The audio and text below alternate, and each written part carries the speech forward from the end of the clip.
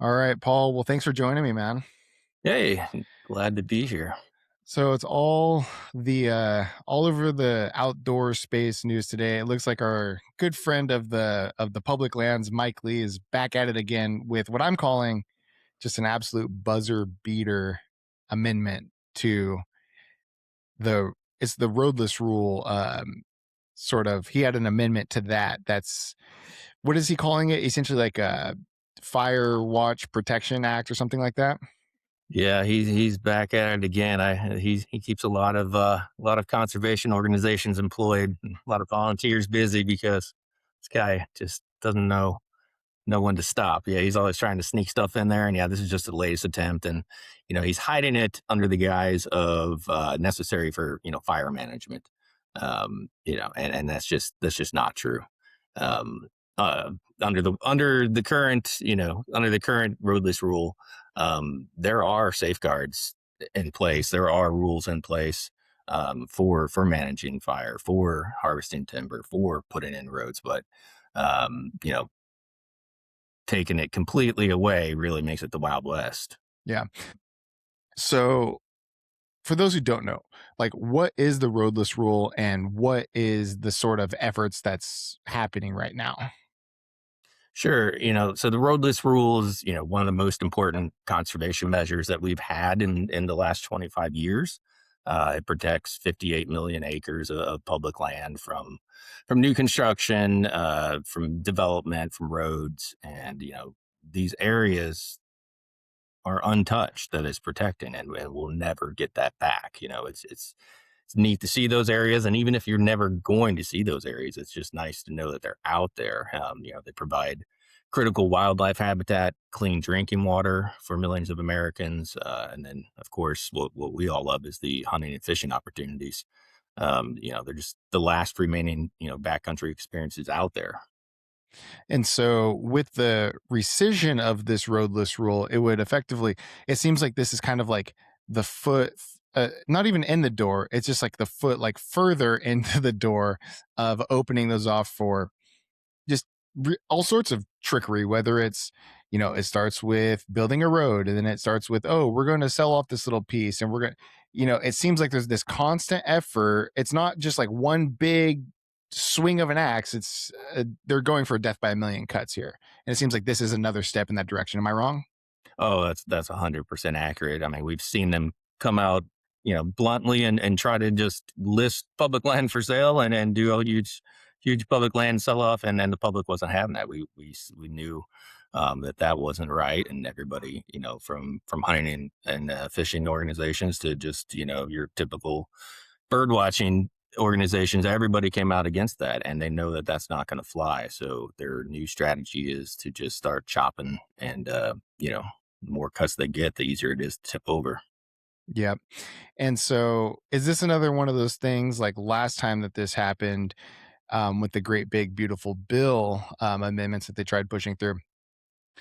I feel like I'm beating a dead horse here where I'm just telling everybody, I'm like, hey, once again, I'm asking you to call your senators. I feel like a Bernie Sanders meme, but this is an effective tool. And I know that alongside Mike Lee, there's 9 other senators essentially in support of this.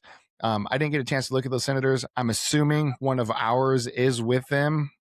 He seems to not be the biggest public land fan either. But to get back to the point here, is this another? Let's call our senators. Let's let our voices be heard. Tell them this wildfire act amendment is a no go. It is. It really is. And not only with this issue, but just so many issues that have been flying at us recently, and just all aspects of our life. I mean, it's just so hard to keep up with it. So hard to stay engaged and stay passionate and not get apathetic about it. And it's just you find yourself doing that with public lands because it's just one attack after another. Oh, we need your help. We need your help, and we do it. We win. Then we're just right back in it, and it's hard, and you really got to challenge yourself to not get to that place of giving up, because we have proved, especially organizations like backcountry hunters and anglers, that grassroots efforts, they do work. Yeah. And I've seen, I think, a couple reposts from the primary backcountry hunters and anglers channel, but this seems like a no-brainer. Backcountry hunters and anglers is in fervent disagreement with this particular amendment. I mean, I think the writing's clearly on the wall here. And so, both of us representatives for the great state of Missouri trying to help kind of push this whole you know, conservation and keeping the public in our hands. Um, I think that this is another great example where backcountry hunters and anglers, as this gets further down the road, we're going to be right back on the front line fighting back on this. And Yeah, and it's hard to, you know, a lot of folks don't really realize what they've got until it's gone. Missouri, we're, I believe, number 32 out of 50 states as far as the amount of public land. So we're already short, compared to other states. We really don't have a lot of large tracts of land that you think of. So when you hear about these roadless rules, about these large tracts of lands that don't have roads through them, you think out west, but we have that with Mark Twain Forest. It's a beautiful place, and it is actually protected by the roadless rule. It is in the inventory of those properties that are protected by this. So, something like this could hit home. It could affect us. We could see logging. We could see more roads. We could see more fragmenting of that parcel. So, you know, definitely need to challenge, our local people here. Like, this is not just a Western issue. This is in our backyard too. yeah. And, I think there's a lot of common misconceptions because I talked to some Missouri folks and they're like, oh, Mark Twain's 1,000,000 acres. That's so much. And I'm like, okay, but my buddy Paul, you live up towards St. Louis. You guys come down to Mark Twain, and everybody in Southeast Missouri, they go to Mark Twain, and everybody down here in Southwest, and everybody in Jefferson City. It's like, hey, this one tract, yes, it's 1,000,000 acres, lovely. It sucks in everybody from around the state. And I hate to break it to you guys, but there's not that much land. If if we were all Yeah. like, let's go to Mark Twain right now. I mean, even every hunter and every angler, it'd be absolutely overrun.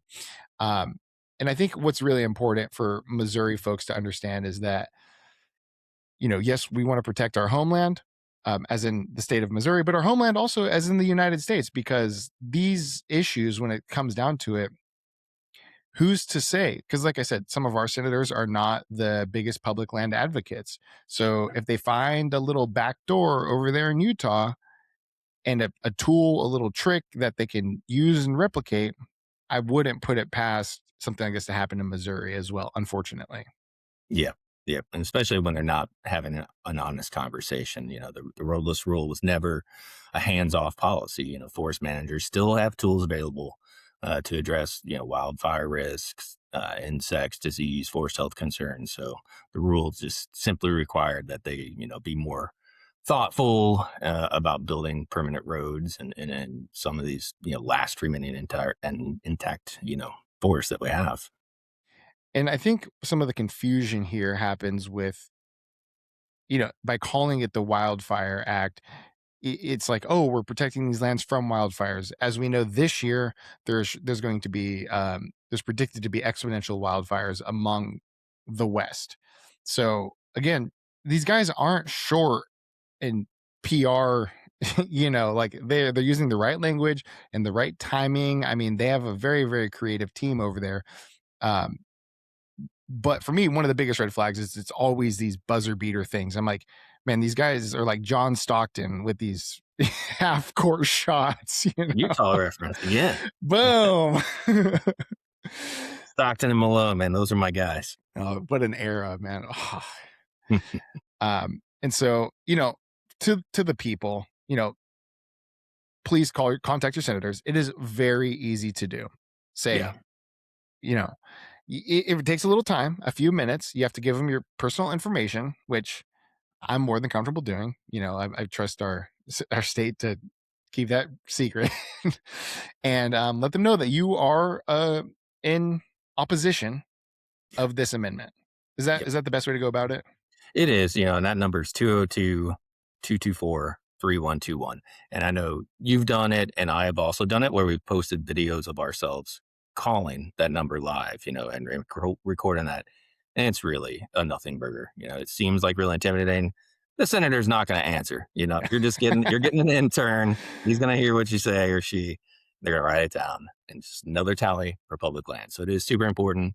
And then outside of that, just getting involved with the conservation organization, whether it's backcountry hunters and anglers or any of the others. I mean, it's very important because the more voices that we have, the louder we are.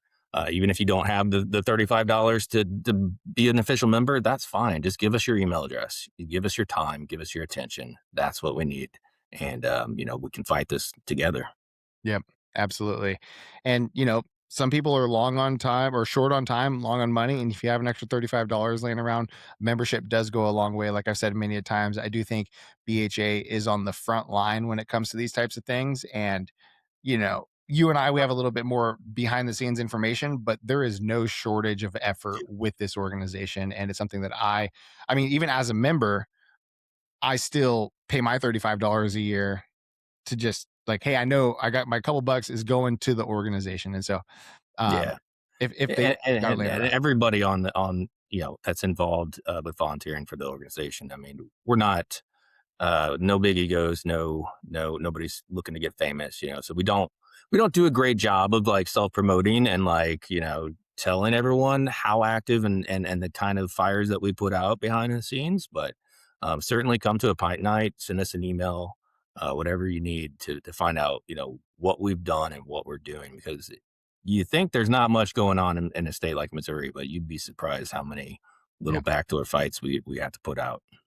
And I think it's worth noting too, is that putting out fires, fighting little fights, but also, we have some wins too, right? Yep. Like we're constantly in the efforts for more public lands. We should hopefully actually be having some really big announcements here in not too long Yeah. regarding some of that stuff. So, Yeah. um, if you are a public land enjoyer in the great state of Missouri, it is for me a no brainer. But well, Paul, I don't want to take up too much of your time. I know you got a family and everything, so I just wanted to come on, get a quick little video to kind of just get a little bit more insight on this roadless rule for some because it's complex and the language is very deceiving on a lot of it. And so I Yeah. think this is going to help shed a little bit of light for the people. So thank you so much, man. No, appreciate it. And it's super important. We've only got one shot at protecting these lands. Once they're gone forever. Once they're changed forever. And it's about ensuring that future generations inherit the same hunting, fishing, recreational access that we enjoy right now. Absolutely. Okay. Well, we'll see how it develops. We'll keep you guys posted. Sounds good. Thanks, Sean. Thanks.